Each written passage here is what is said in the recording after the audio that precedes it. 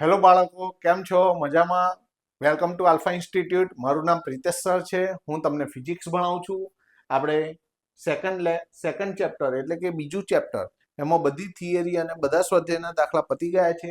ગયા લેક્ચરની અંદર આપણે 2.1 એક ઉદાહરણ 2.1 થી 2.4 કર્યા હતા અને એમાં મેં કહ્યું હતું 2.2, 2.3 અને 2.4 એ આ ચેપ્ટરના બિગ બોસ છે, એટલે કે સૌથી વધારે અગત્યના દાખલા છે.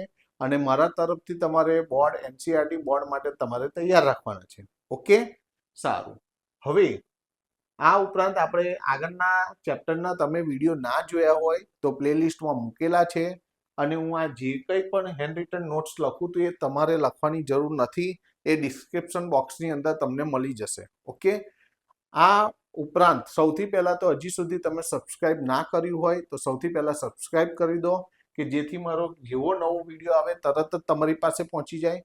અને આ જે વિડીયો છે એ તમારા ફ્રેન્ડ સર્કલમાં પણ તમે શેર કરો અને એને પણ સબસ્ક્રાઇબ કરાવો.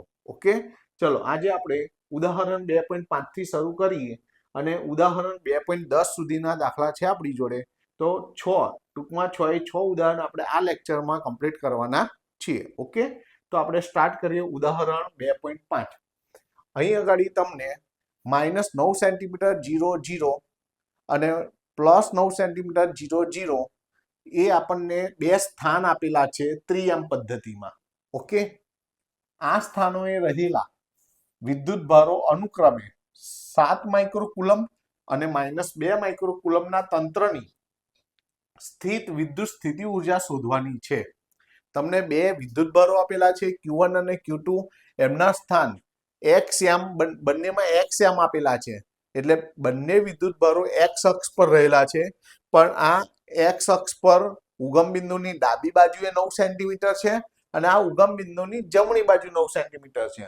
અંતરને આપણે ધન તરીકે જ લઈશું. અહીં ભલે -9 આપેલા છે અને આપણે R1 કહીશું અને આપણે R2 કહીશું. તો સર અહીં અંદર લખી દે છે, તમારે અને R1 સમજવાનો છે, R1, અને R2 સમજવાનો છે. પણ R1 ને R2 અહીં અંતર છે એટલે અહીં ભલે -9 છે, આપણે દાખલાની અંદર +9 તરીકે, અંતર એ અદિશ રાશિ છે, એને આપણે માઇનસ તરીકે લેવાની નથી. આ ખાસ ધ્યાન રાખવાનું છે. તમને બે વિદ્યુત ભારો આપેલા છે અને Q1 કહીશું અને Q2 કહીશું, અને અહીં આપણે સ્થિતિ ઉર્જા શોધવાની છે. તો સ્થિતિ ઉર્જાનું પહેલું સૂત્ર લઈએ આપણે. પહેલો આપણે આન્સર એ લઈએ છે, આન્સર એ. તો એમાં આપણે સ્થિતિ ઉર્જા, તો સૌથી પહેલા તો તમને સ્થિતિ ઉર્જાનું સૂત્ર ખબર હોવી જોઈએ. પહેલા સ્થિતિ ઉર્જાનો સંકેત U છે, એનું સૂત્ર K Q1 Q2 upon R, આ સૂત્ર છે. બસ, હવે તમારી કિંમત મૂકવાની છે અને આન્સર લાવવાનો છે. તો U is equal two K, K ની કિંમત ફિક્સ છે, 9 ગુણ્યા 10⁹ તમારે યાદ રાખવાનું છે વેલ્યુ. Q1 પહેલો વિદ્યુત ભાર 7 માઇક્રોકુલમ, એટલે 7 અને માઇક્રો એટલે 10⁻6. Q2 એટલે -2 માઇક્રોકુલમ, તો -2 માઇક્રો એટલે 10⁻6 અને છેદમાં R. હવે તમારી જોડે તો R1 અને R2 છે, તો R1 ને R2 ની વચ્ચેનું અંતર, હવે સાંભળજો શું છે. આ ધારો કે x, સાંભળજો, આ ઉગમ બિંદુ છે, આ બાજુ +9 છે, આ બાજુ -9 છે. તો 9 સેન્ટીમીટર, આ +9 સેન્ટીમીટર, આ -9 સેન્ટીમીટર. તો -9 થી +9 વચ્ચે ટોટલ કેટલું અંતર થયું એને R કહેવાય. તો આ બાજુનું 9 અને આ બાજુ 9 એટલે ટોટલ 18 સેન્ટીમીટર, એને R કહેવાય. અને સેન્ટીમીટર છે એને તમારે મીટરમાં ફેરવવા પડે, એટલે તમારે 100 વડે ભાગવા પડે, અથવા તો જોડે તમારે 10⁻² લખવા પડે.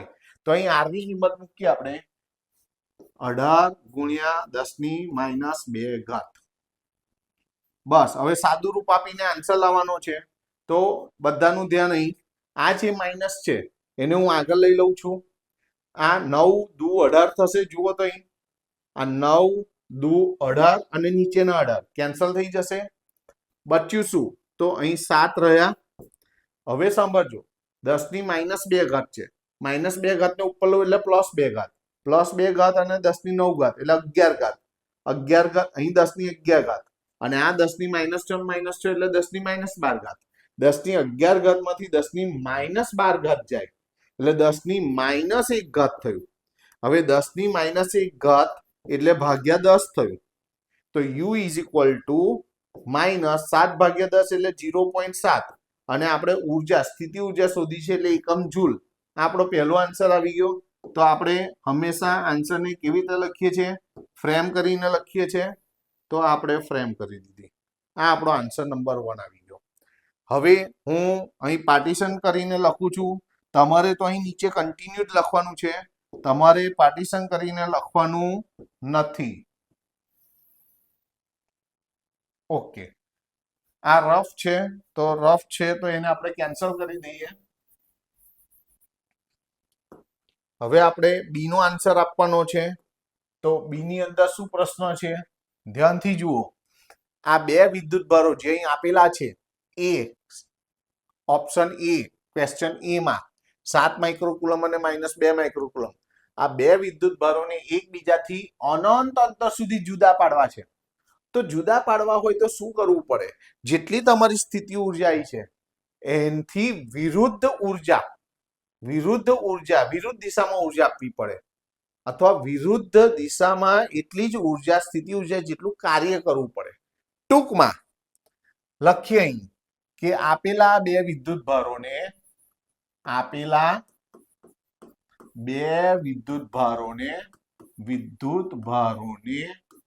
અનંત અંતર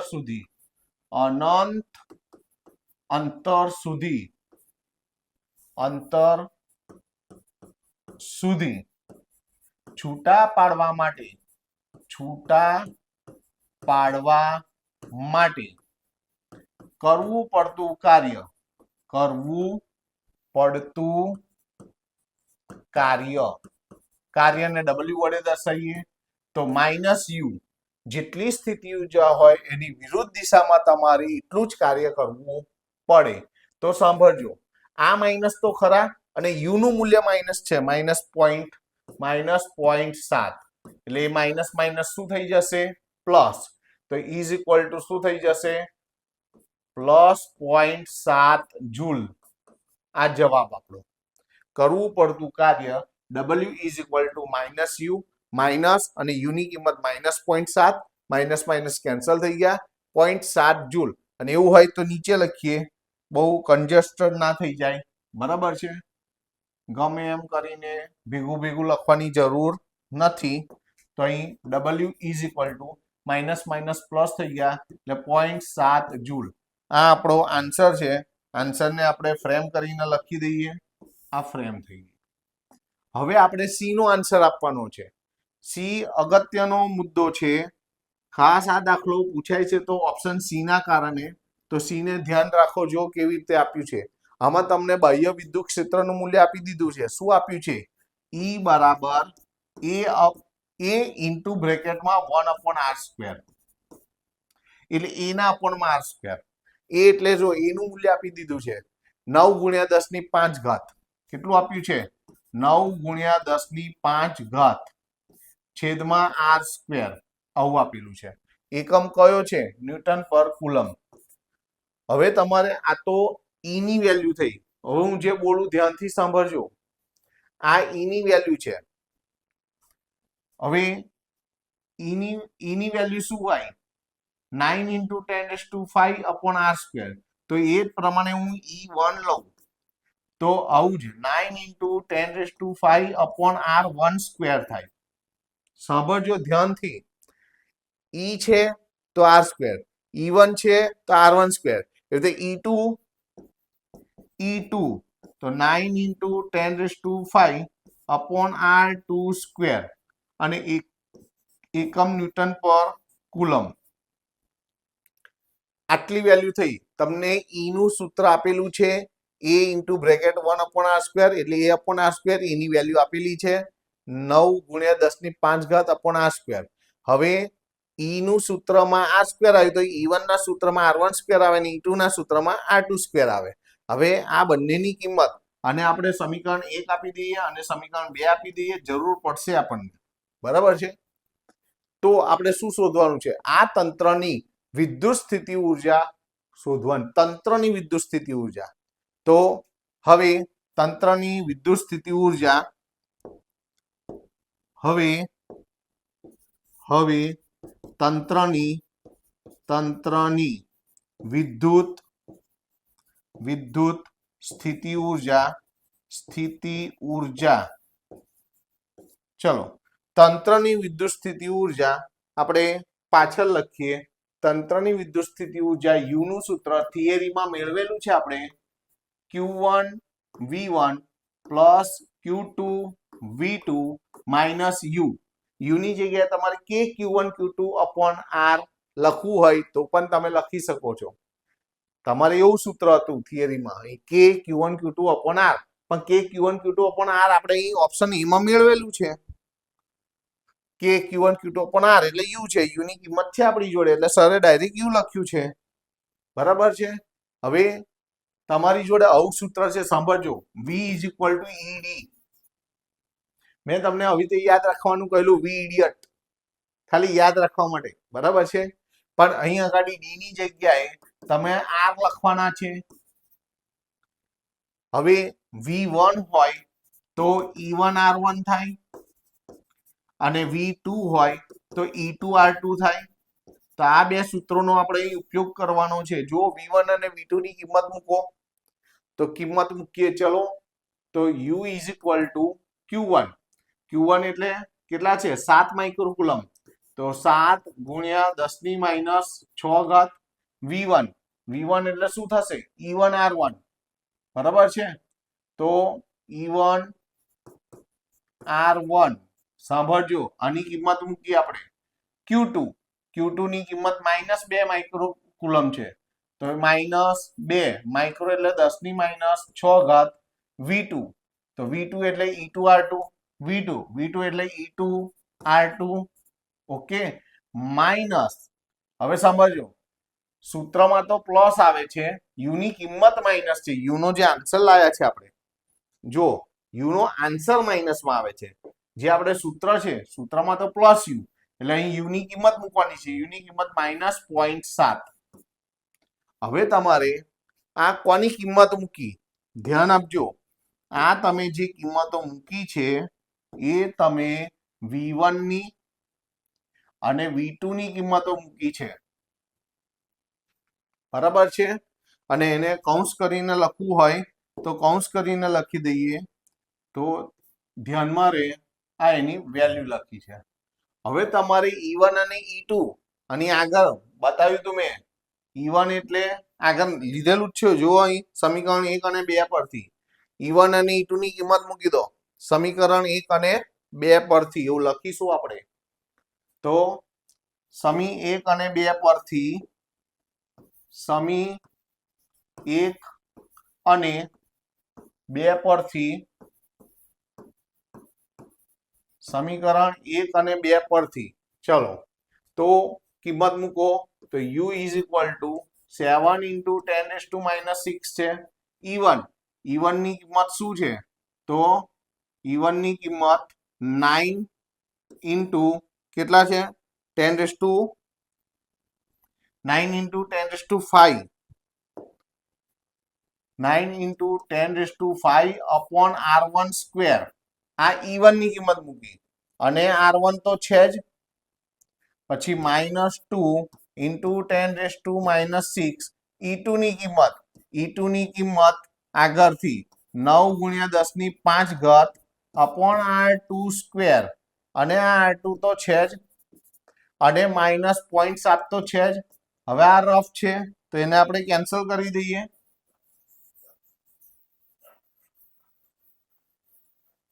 ખ્યાલ આવી ગયો ને? હવે આ કિંમતો કોની મૂકી છે તમે? E1. સાંભળજો, એવું હોય તો આને શું કર્યું આપણે? અહીં આગળ શું છે? 9 છે. તો ઇન્ટુ આ 9 છે. ઓકે, તો આને આપણે કૌંસ કરીને લખવાનું છે. આ આપણે કિંમત મૂકી છે E1 ની, આ કિંમત મૂકી છે આપણે E2 ની. અને કિંમત છે તો બતાવીએ, તમે ફરી જુઓ દાખલો તો તમને ધ્યાનમાં આવે કે આ વેલ્યુ આપણે E1 ની મૂકી છે, આ વેલ્યુ આપણે E2 ની મૂકી છે. બરાબર છે. કમ્પ્લીટ તમને ખ્યાલ આવે એટલા માટે મેં કરેલું છે. હવે ધ્યાન આપજો, શું કેન્સલ થાય છે? એક વખતના R1 અને ખાલી ઘાત, અહીં અગાડી એક વખતના R2 અને ફક્ત ઘાત કેન્સલ કરીએ એટલે નીચે R1 અને R2 રહ્યા છે. R1 અને R2 ની કિંમત મૂકવાની છે. હવે જુઓ R1 અને R2. R1 એટલે અહીં ભલે માઇનસ છે, દાખલામાં તમારે R1 એટલે અંતર છે, સ્થાનાંતર નથી. 9 સેન્ટીમીટર અને અહીં પણ 9 સેન્ટીમીટર. મીટરમાં ફેરવું હોય તો 9 ગુણ્યા 10 ની માઇનસ 2 ઘાત, અહીં પણ 9 ગુણ્યા 10 ની માઇનસ 2 ઘાત લખવાની છે આપણે. તો અહીં કિંમત લખી દો 9 ગુણ્યા 10 ની માઇનસ 2 ઘાત, 9 ગુણ્યા 10 ની માઇનસ 2 ઘાત. તો u is equal two 7 into 10 raised to minus 6, અહીં 9 ગુણ્યા 10 ની 5 ઘાત છેદમાં R1 ની કિંમત 9 ગુણ્યા 10 ની માઇનસ 2 ઘાત. 9 સેન્ટીમીટર છે ને, મીટરમાં ફેરવવી હોય તો જોડે 10 ની માઇનસ 2 ઘાત ગુણવી પડે. અહીં -2 into 10 raised to 6 minus 6 આટલું છે. પછી અહીં 9 ગુણ્યા 10 ની 5 ઘાત તો છે જ. R2 ની કિંમત તો ફરી 9 ગુણ્યા 10 ની માઇનસ 2 ઘાત -0.7. ઓકે, હવે જો તો અહીં આગળ સાંભળજો ધ્યાનથી, આ 9 અને 9 કેન્સલ થશે, અહીં પણ 9 અને 9 કેન્સલ થશે, બધાનું ધ્યાન નહીં. તો u ઇઝ ઇક્વલ ટુ શું થશે? 10 ની માઇનસ 2 ઘાત ઉપર આવશે એટલે 10 ની માઇનસ 2 ઘાત ઉપર આવે એટલે પ્લસ 2 ઘાત. સાંભળજો ધ્યાનથી, માઇનસ 2 ઘાત ઉપર આવે એટલે પ્લસ 2 ઘાત.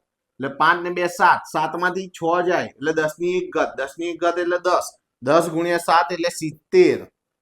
પછી માઇનસ અહીં જુઓ 10 ની માઇનસ 2 ઘાત ઉપર આવે એટલે પ્લસ 2 ઘાત, 2 ઘાત ને 5 ઘાત એટલે 7 ઘાત, 10 ની 7 ઘાત માંથી 10 ની 6 ઘાત જાય એટલે 10 ની 1 ઘાત, 10 ની 1 ઘાત એટલે 10, 10 ગુણ્યા 2 એટલે 20 અને આ છેલ્લે -0.7 તો ખરા જ.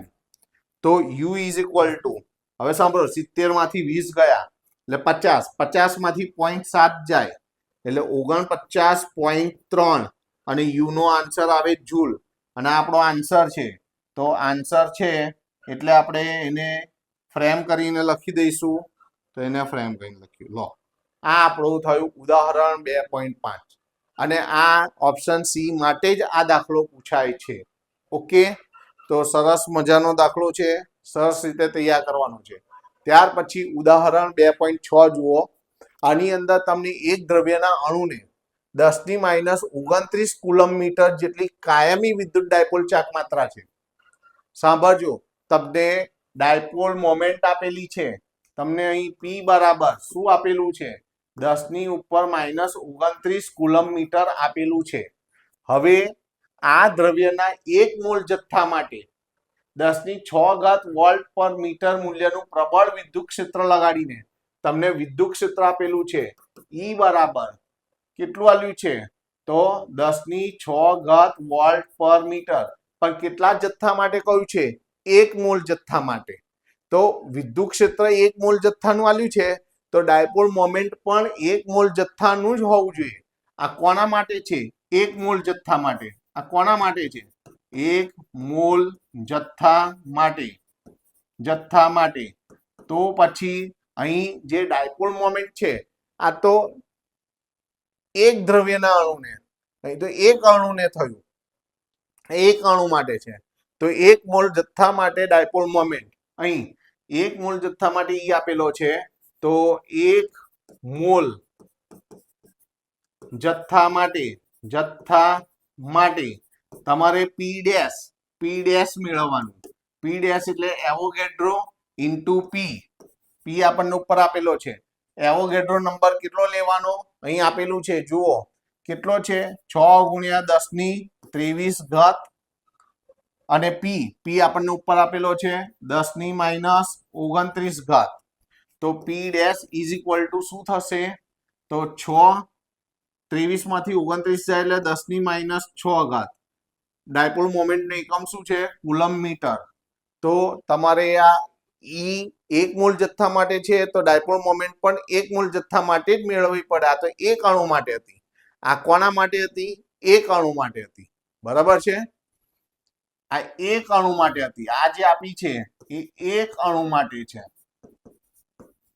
પણ તમને વિદ્યુત ક્ષેત્ર 1 મોલ જથ્થાનું આલ્યું છે, તો ડાયપોલ મોમેન્ટ પણ તમારે 1 મોલ જથ્થાની લેવી પડે.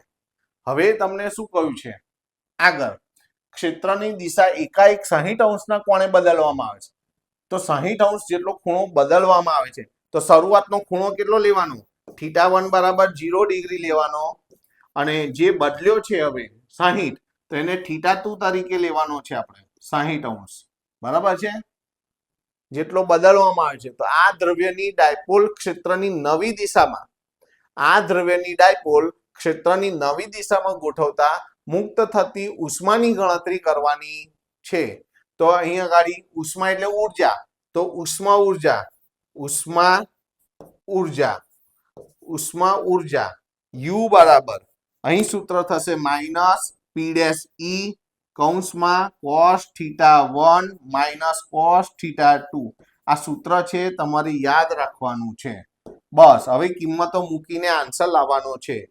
તો U is equal two minus P dash, P dash નું મૂલ્ય છે અહીં 6 ગુણ્યા 10 ની માઇનસ 6 ઘાત, E નું મૂલ્ય છે અહીં 10 ની પ્લસ 6 ઘાત, 10 ની પ્લસ 6 ઘાત, કૌંસમાં cos θ1, θ1 એટલે 0 છે, માઇનસ cos θ2, θ2 એટલે 60 છે.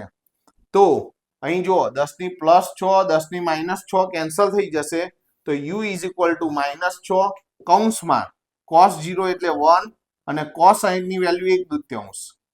તો શું થશે, હું અહીં પાર્ટીશન પાડીને લખું છું, તમારે પાર્ટીશન પાડવાનું નથી, તમારે સતત નીચે જ આન્સર લખવાનો છે. તો 2 સ્ટેપ બાકી છે આમ તો, પણ હવે U ઇઝ ઇક્વલ ટુ, આ U છે, V નથી, લખો તો પ્રોપર લખજો. U is equal two minus 6 અને 1 માંથી અડધો જાય એટલે 1/2. હવે કેન્સલેશન થશે, 2 તરી 6, એટલે U is equal two minus 3 × 3 joule. આ આપણો આન્સર છે. આન્સર છે એટલે આપણે ફ્રેમ કરીને લખીશું, ફ્રેમ. કેટલો સહેલો દાખલો છે.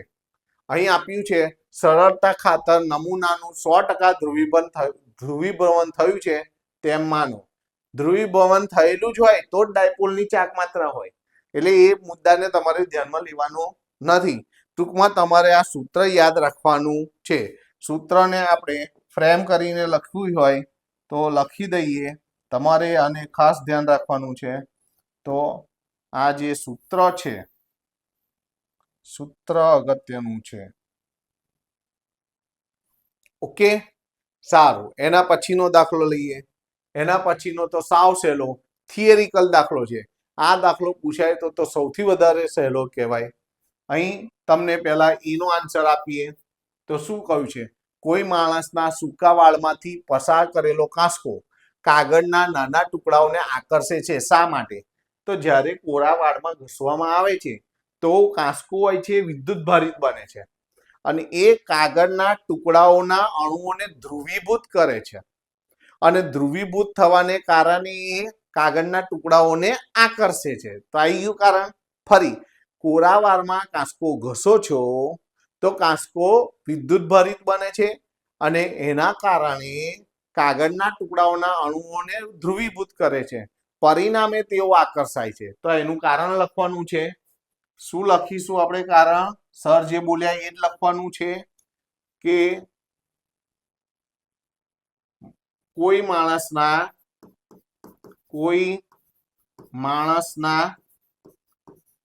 માણસના સૂકા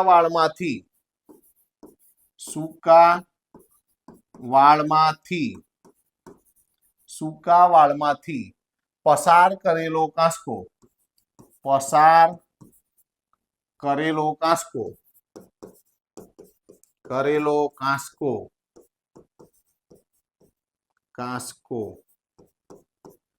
શું થાય છે? ઘર્ષણને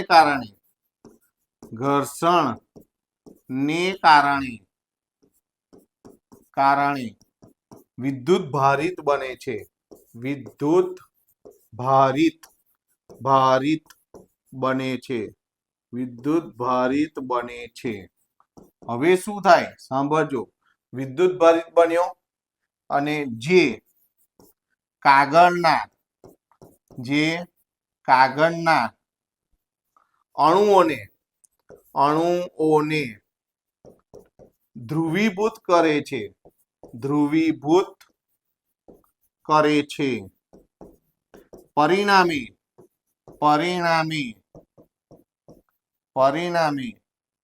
કાંસકો કાગળના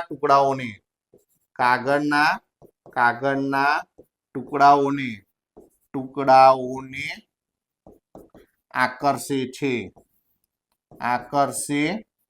આ એનો જવાબ આપ્યો આપણે. બરાબર છે. હજી આગળ જવાબ આપવાનો છે આપણે.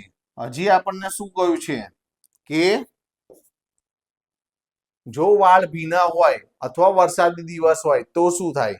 તો ઘર્ષણ ઘટી જાય છે, ઘર્ષણ થતું નથી અને એને કારણે કાગળના ટુકડાઓ ઘર્ષણ નથી થતું એટલે કાંસકો વિદ્યુતભારિત નથી બનતો એટલે કાગળના અણુઓ ધ્રુવીભૂત નથી થતા એટલે આકર્ષણ નથી થતું. કેટલું સહેલું છે. આનાથી ઉલટો જવાબ કરીને શું લખીશું? જો વાળ ભીના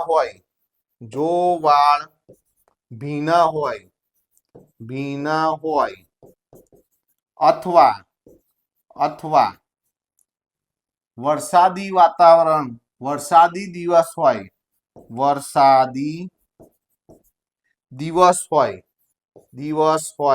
ટૂંકમાં હવામાં ભેજ હોય એની વાત કરે છે. વરસાદી દિવસ હોય તો શું થાય છે? કાંસકાને વાળ વચ્ચે ઘર્ષણ થતું નથી. તો વાળ ભીના હોય અથવા તો વરસાદી દિવસ હોય તો ઘર્ષણ ઘટી જાય છે. એનાથી શું થાય છે? જેથી તે કાગળના અણુઓને ધ્રુવીભૂત કરી શકતું નથી. તમારે નીચે જ લખવાનું છે. હું પાર્ટીશન કરીને લખું છું. હું અહીં પાર્ટીશન કરી દઉં છું. લખીએ. ઘટી જાય છે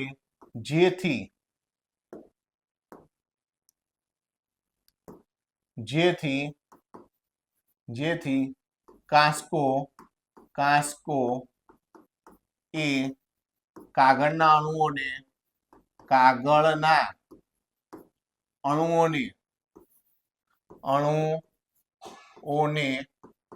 ધ્રુવીભૂત કરી શકતો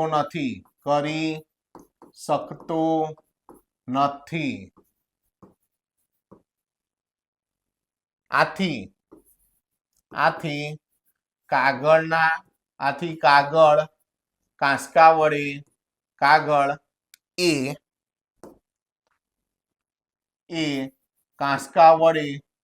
કાંસકા વડે આકર્ષાતો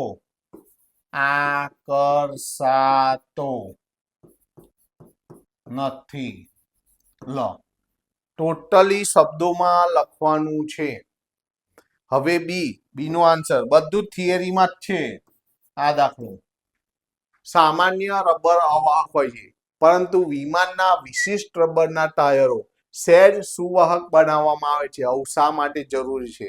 કારણ કે વિમાનના રબરના વાયરો જ્યારે જમીનના સંપર્કમાં આવે છે ત્યારે ઘર્ષણ થાય છે અને વિદ્યુત ભાર ઉત્પન્ન થાય છે.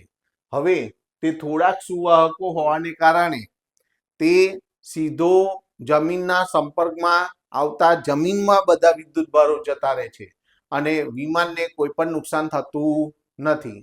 ખબર પડી ગઈ? આગ લાગવાનો ભય રહેતો નથી.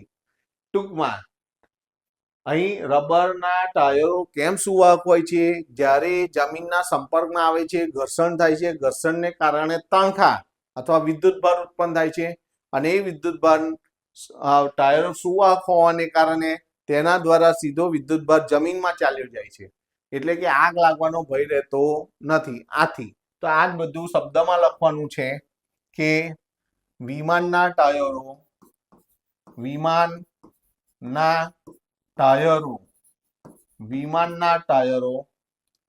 જમીન સાથે જમીન સાથે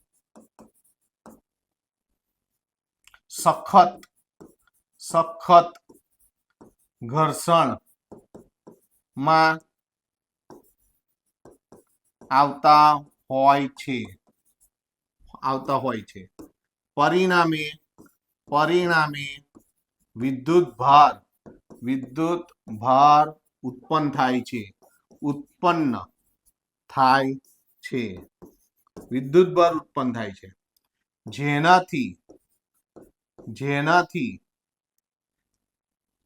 આગ લાગવાનો ભય રે પછી લખીએ એક કામ કરીએ આપણે અને આ વિદ્યુત ભાર તે સુવાહક હોવાથી જમીનમાં ચાલ્યું જાય છે એવું લખીએ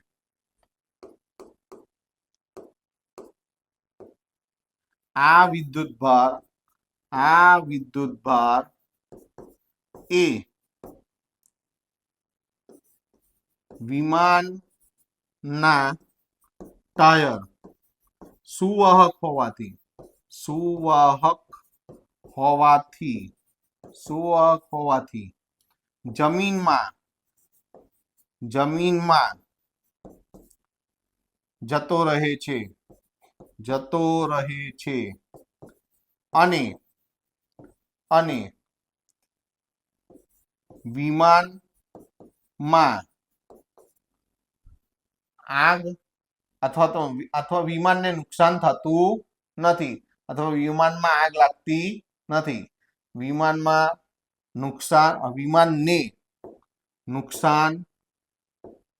વિમાનને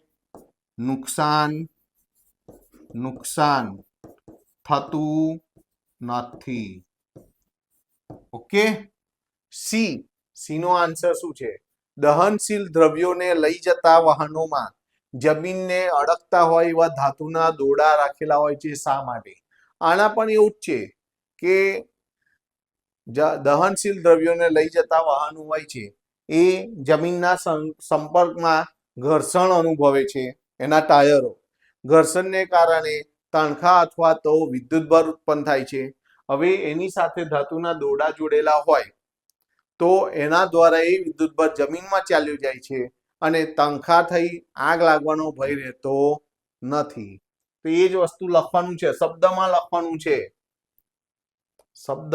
લખવાનું છે શું લખીશું આપણે સી નો આન્સર દહનશીલ દ્રવ્યો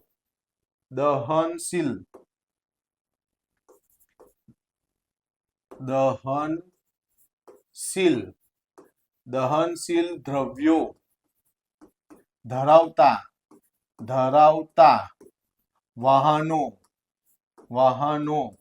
ના ટાયર જમીન સાથે ઘર્ષણ અનુભવે છે અને વિદ્યુત ભાર ઉત્પન્ન થાય છે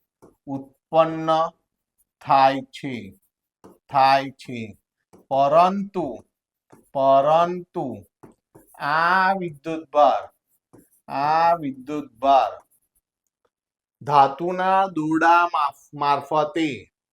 ધાતુના દોરડા મારફતે જમીનમાં જતો રહે છે અને તણખા થવા કે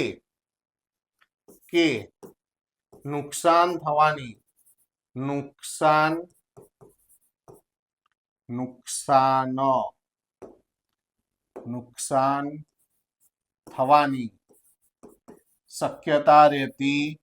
શક્યતા રહેતી નથી ઓકે ત્યાર પછી આપણે ડી નો આન્સર આપવાનો છે ડી માં શું કહ્યું છે જુઓ તો ડી માં ખુલ્લી હાઈ પાવર લાઈન પર પક્ષી આરામથી બેસે છે, પણ એને કશું થતું નથી.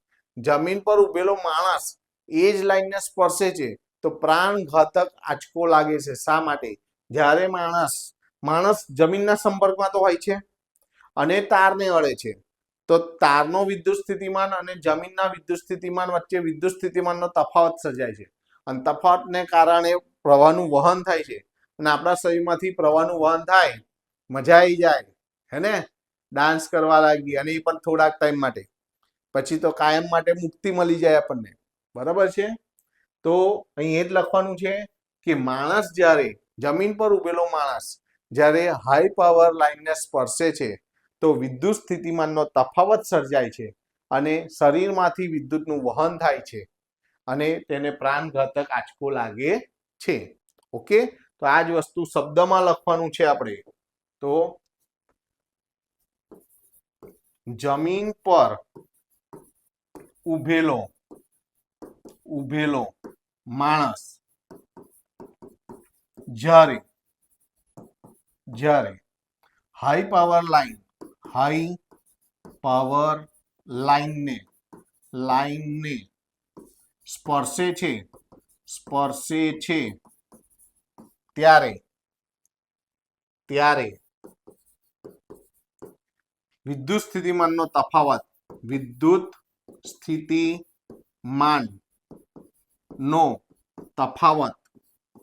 તફાવત સર્જાય છે,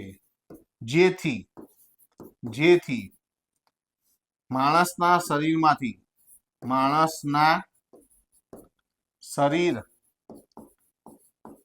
શરીરમાંથી વિદ્યુત પ્રવાહનું વહન થાય છે. આથી તેને પ્રાણઘાતક આંચકો લાગે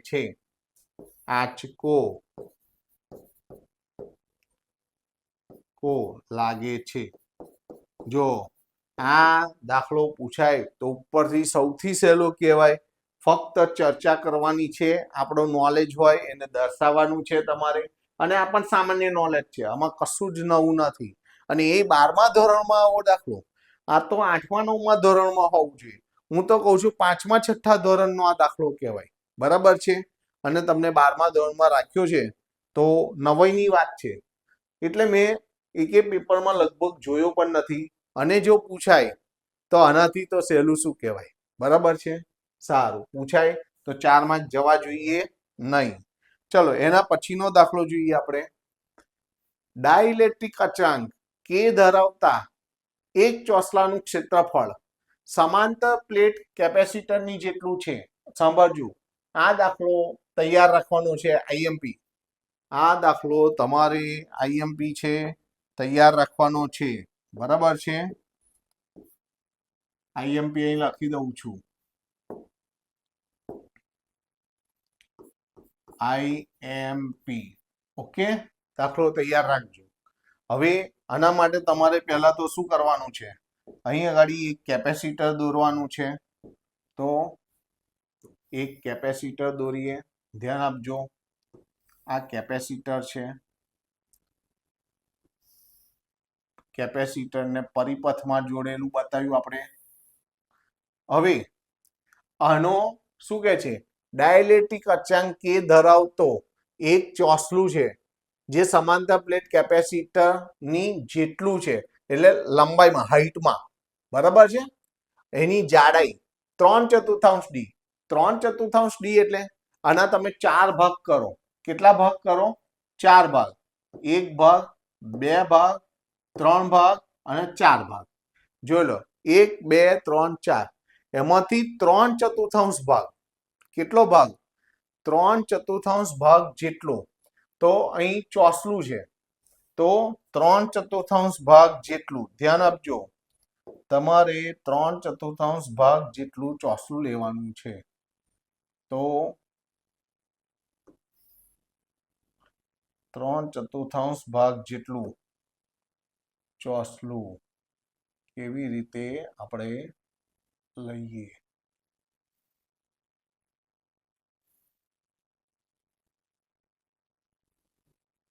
હા, બરાબર છે.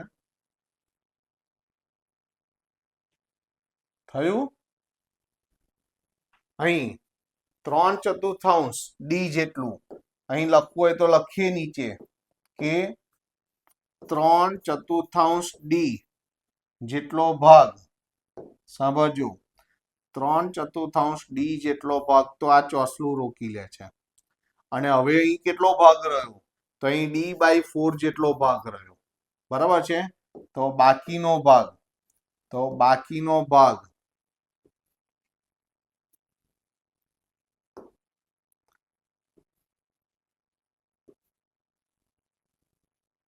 આટલો D/4 રહ્યો. બરાબર છે. હવે ધ્યાન આપજો, અહીં પણ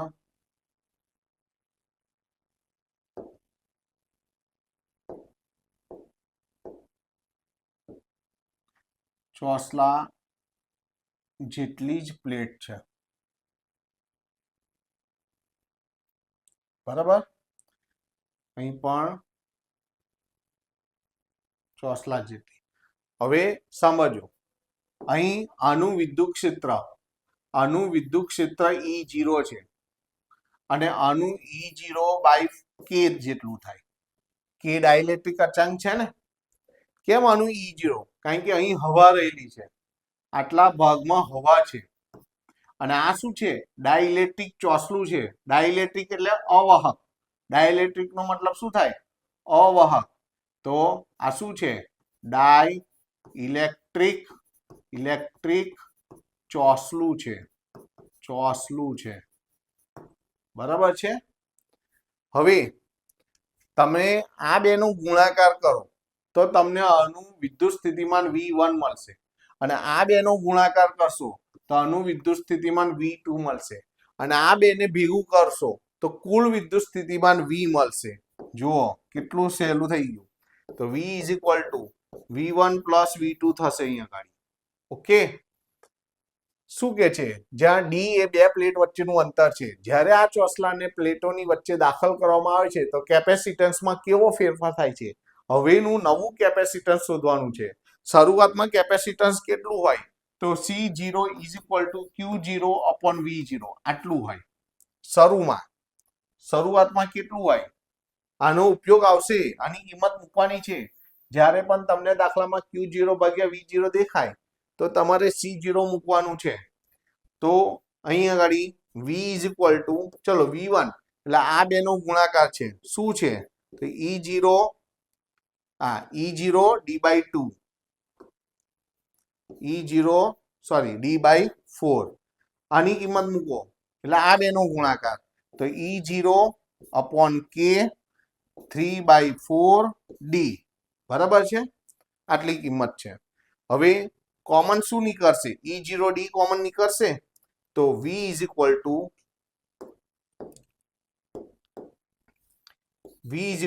બંનેમાંથી E0D કોમન. સાંભળજો હવે શું રહ્યું? E0D કોમન એટલે 1/4 પ્લસ E0D નીકળી ગયા તો 3/4k આવું રહ્યું. ઓકે. હવે એલસીએમ લઈ લઈએ આપણે તો એલસીએમ 4k થશે. બીજું આની કિંમત મૂકો E0D. મેં તમને આવું કહ્યું છે V = ઇડિયટ. V બરાબર ED પણ E0 હોય તો તમારે V0 લેવું પડે. આ સૂત્ર છે.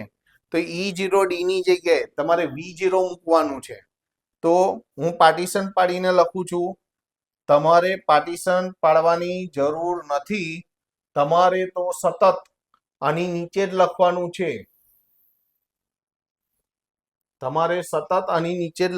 છે. તો V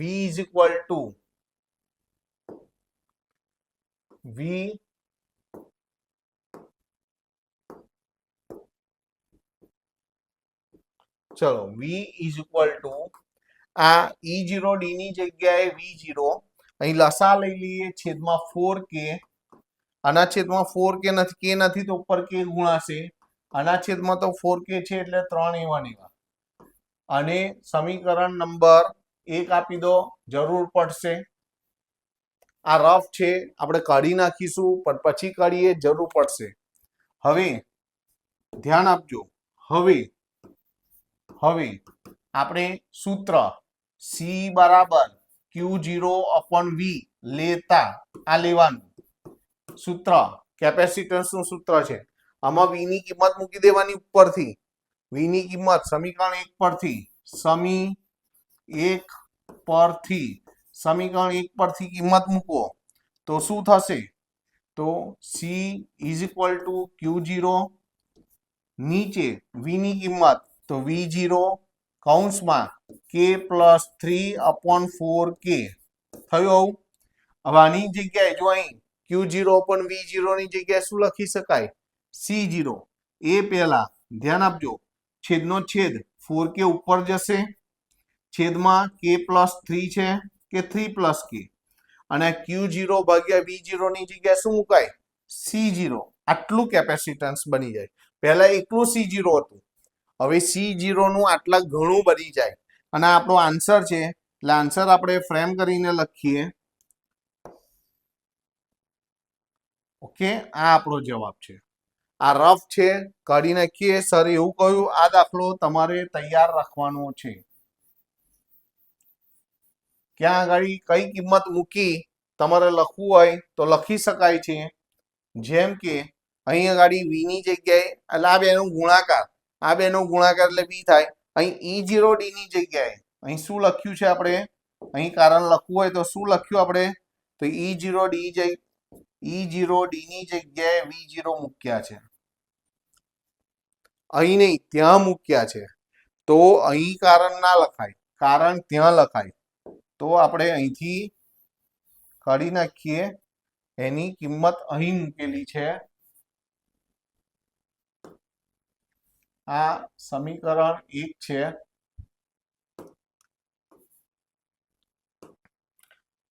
સમીકરણ 1 છે. રીઝન આપી દીધું કે V0 આપણે E0D ની જગ્યાએ આપણે V0 લીધેલું છે. પછી આ જાતે લીધું, આમાં V ની કિંમત સમીકરણ 1 પરથી મૂકી, બસ. બીજું આની કિંમત શું કર્યું છે અહીં આગળ આપણે?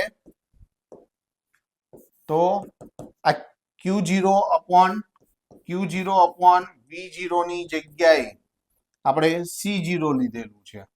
લો, તો આખો દાખલો સરસ રીતે તૈયાર કરવાનો છે.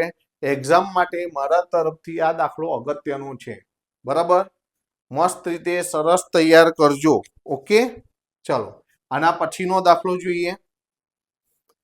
ઉદાહરણ 2.9. આ દાખલો પણ IMP છે. આ પણ તમારે IMP તૈયાર રાખવાનો છે. IMP. હવે અહીં આગળ C1, C2 ને C3 શ્રેણીમાં છે. અહીં આગળ શું છે સાંભળજો. અહીં C1, C2 અને C3 શ્રેણીમાં છે, શ્રેણી જોડાણમાં છે. શ્રેણી જોડાણમાં હોય તો સૂત્ર શું થાય? 1/C = 1/C1 + 1/C2 + 1/C3. આવું થાય.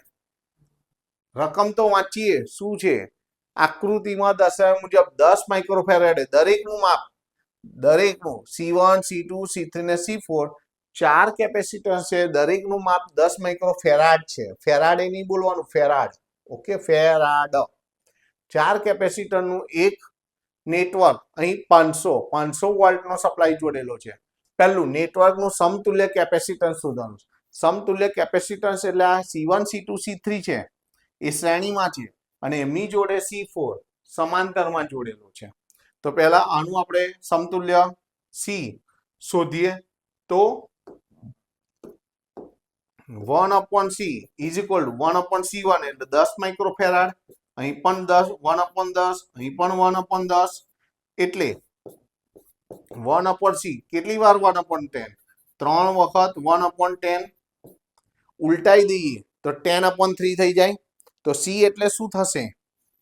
હું પાર્ટીશન પાડીને લખું છું, તમારે સતત એની નીચે જ લખવાનું છે. તો અહીં ઉલટું કરી દઈએ તો C is equal two 10/3 microfarad આવ્યું. હવે આ જે C છે એ C4 સાથે આ ત્રણેયનો સમતુલ્ય C આવ્યો બરાબર છે. એ C4 સાથે સમાંતર જોડાણમાં છે. હવે C અને C4 સમાંતર જોડાણમાં છે. સમાંતર જોડાણમાં છે.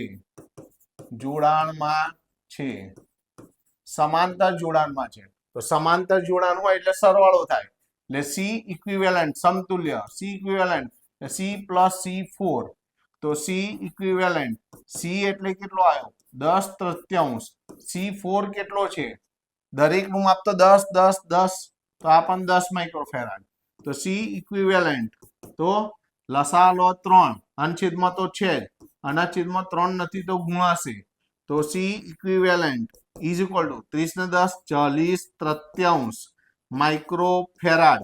આપણો પહેલો આન્સર આવી ગયો. આન્સર આપણે કેવી રીતે લખીએ છીએ ફ્રેમ કરીને આપણો પહેલો આન્સર એટલે એ નો આન્સર આવ્યો. આ કોનો આન્સર આવ્યો એ નો તો અહીં આપણે એ કરીને લખીએ આ એ નો આન્સર છે આપણો. ઓકે હવે બી એટલે શું કહે છે દરેક કેપેસિટર પરનો વિદ્યુતભાર કૌંસમાં શું લખ્યું છે ધ્યાનમાં લેવાની જરૂર નહીં પણ વાંચીએ. નોંધો કે કેપેસિટર પરનો વિદ્યુતભાર એ ઊંચા સ્થિતિમાનની પ્લેટ પરનો વિદ્યુતભાર છે જે નીચા સ્થિતિમાનની પ્લેટ પરના વિદ્યુતભાર જેટલો જ અને વિરુદ્ધ છે. એવું કે છે બંને પ્લેટ પર સમાન પરંતુ વિરુદ્ધ નિશાનીવાળા વીજભારના મૂલ્યો છે. એને આપણે ધ્યાનમાં નથી લેવાનું. આપણે હવે દરેક કેપેસિટર પરનો વિદ્યુતભાર શોધવાનો છે. તો હવે આન્સર બી લખીએ આપણે તો દરેકનો C1 નો વિદ્યુતભાર Q1 C2 નો Q2 નો Q3 તો 3 શ્રેણીમાં છે. Q1 Q2 ને Q3 શ્રેણીમાં છે એટલે બધામાંથી એક સરખો જ પ્રવાહ વહેતો હોય અને એમનું મૂલ્ય શોધવું હોય તો Q બરાબર CV આ સૂત્ર લેવાનું. બસ કિંમત મૂકો આન્સર લાવો તો C લેવાનો છે હો.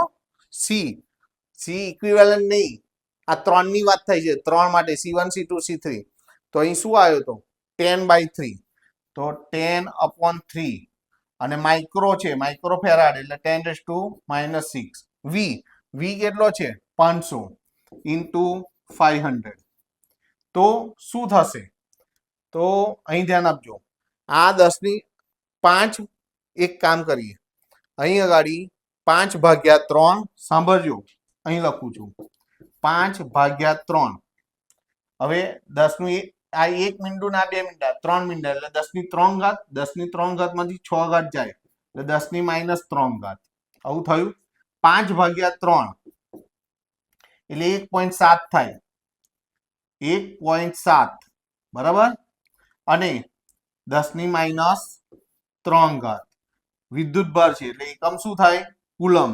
આપણને ત્રણેયનો આન્સર આવી ગયો Q1 બરાબર Q2 બરાબર Q3 અને બધાનો આન્સર છે તો આપણે ફ્રેમ કરીને લખીશું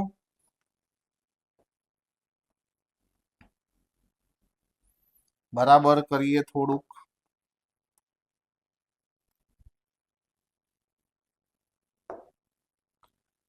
બરાબર કરીને લખીએ આપણે કપાઈ જાય છે અહીં પણ કપાઈ જાય છે એક કામ કરીએ થોડુંક આટલું કરીએ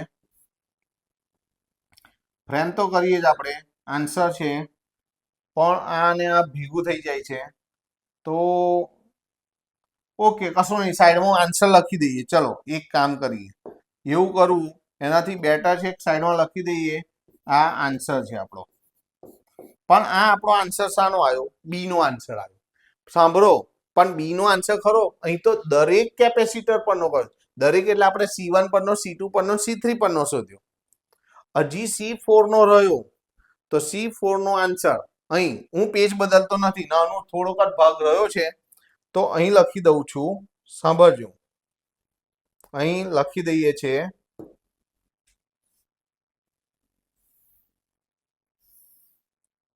આટલામાં આવી જશે ઓકે અહીં લખી દઈએ છે. તમારે આના પછી લખવાનું છે. શું લખીએ છીએ જુઓ. હવે આપણે Q4 શોધવાનું છે. તો Q4 એટલે જે રીતે અહીં CV લીધું એ રીતે અહીં C4V લેવાનું છે. કિંમત મૂકીને આન્સર લાવો. C4 તો 10 ફેરાડે 10 માઇક્રોફેરાડ તો 10 અને માઇક્રો એટલે 10 ની -6 ઘાત અને V ની કિંમત છે 500 એટલે Q4 એટલે શું થાય 5.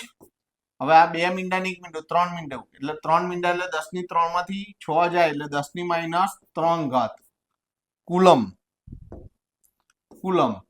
આ પણ આન્સર છે. તો આન્સર છે તો એને ફ્રેમ કરી અહીં તો લખવામાં કશો વાંધો આવશે નહીં અને ફ્રેમ થશે. તો Q1 Q2 Q3 અને Q4 તો ચારે ચાર આન્સર આવી ગયા. ઓકે. તો આ બી નો આ લખ્યા પછી તમારે અહીંથી આ જવાનું છે. એવું હોય તો હું એરો કરી દઉં એટલે ગમે ત્યારે તમે જુઓ તો તમને ધ્યાનમાં આવે. આના પછી તમારે આ લખવાનું છે. આ આન્સર આવી ગયા પછી તમારે આ ગણતરી કરવાની છે. ઓકે સારું. આના પછીનો અને છેલ્લો દાખલો આવે આપણે. હવે શું કે છે સાંભળજો. તમને એક કેપેસિટર સાથે બેટરી જોડી હતી ત્યારે સ્થિતિ ઉર્જા કેટલી મળે છે અને તમે આ બેટરીને છૂટી કરી અને એની સાથે એટલા જ મૂલ્યનું ફરી બીજું કેપેસિટર જોડી દો તો વિદ્યુત સ્થિતિ ઉર્જા કેટલી મળે છે. સિમ્પલ. પહેલા આની સ્થિતિ ઉર્જા શોધી કાઢો 1/2 CV² સૂત્રથી. જ્યારે તમે આટલા જ મૂલ્યનું બીજું કેપેસિટર જોડો ને તો સ્થિતિ ઉર્જા વહેંચાઈ જાય. એટલે પહેલા જેટલી હોય એનાથી કેટલી થઈ જાય અડધી થઈ જાય. તો અહીં એ જ લખેલું છે જો 900 પીકો ફેરાડનું એક કેપેસિટર 100 વોલ્ટની બેટરી સાથે અહીં પહેલી આકૃતિમાં જોડેલું છે. એ એટલે કેસ 1 ની વાત થાય છે. અહીં આગળ એની અંદર શું છે અહીં આગળ તમને આકૃતિ એ માટે ઉર્જા આપણે શું શોધવાનું છે સંગ્રહ પામેલી સ્થિતિ ઉર્જા. તો U બરાબર સૂત્ર છે 1/2 CV². કિંમત મૂકો ને આન્સર લાવો. તો 1/2 C કેપેસિટન્સ કેટલું આલ્યું છે 900 પીકો એટલે 10 ની -12 ઘાત ફેરાડ. V નો વર્ગ V કેટલો આલ્યો છે તમને અહીં જો V 100 એટલે 10 ની 2 ઘાત પણ એનો વર્ગ 10 ની 2 ઘાતનો વર્ગ. તો અહીં આગળ U = 900 ભાગ્યા 2 એટલે 450 2 દુની 4 ઘાત 4 માંથી 12 જાય એટલે 10 ની -8 ઘાત. ઓકે. હવે દશાંશ પદ્ધતિના પ્રમાણિત સ્વરૂપે લખીએ તો U = 2 પોઈન્ટ ડાબી સાઈડ ખસો તો 2 ઉમેરાશે 4.5 અથવા 50 અને 2 પોઈન્ટ ડાબી સાઈડ ખસ્યો તો 2 ઘાત ઉમેરાય એટલે 10 ની -6 ઘાત 10 ની -6 ઘાત જૂલ. આ 10 ની -6 ઘાત ના લખવી તો માઇક્રો. બરાબર. આ પણ જવાબ ચાલે અને તમે માઇક્રો જૂલ લખશો તો પણ ચાલશે. ઓકે. તો આટલું આવ્યો. આ આપણો આન્સર આવ્યો. આ આન્સર છે એટલે તમારે ફ્રેમ કરીને લખી દેવાનું પ્રોપર.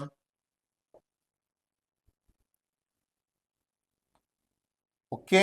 10 ની -6 ઘાત તમે આની જગ્યાએ 4.50 ગુણ્યા 10 ની -6 ઘાત છે એની જગ્યાએ 4.50 માઇક્રો જૂલ એવો આન્સર લખશો તો પણ ચાલશે. હવે આપણે કોના માટે લખવાનું છે હું પાર્ટીશન પાડીને લખું છું. તમારે તો કન્ટિન્યુ નીચે જ લખવાનું છે. હું અહીં પાર્ટીશન કરી દઉં છું. તમે અહીં હવે કેસ બી. હવે બી ઓપ્શન લખી રહ્યા છે આપણે બી.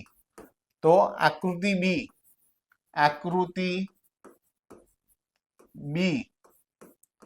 મુજબ સ્થિતિ ઉર્જા U'.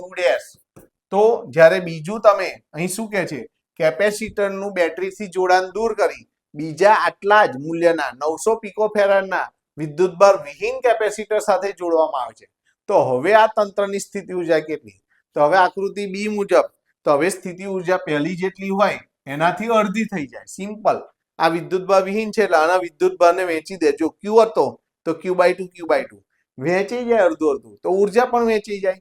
તો U dash is equal to you અહીં આપણે મેળવેલા છે, કેટલા છે 4.50 ગુણ્યા 10⁻6 ભાગ્યા 2.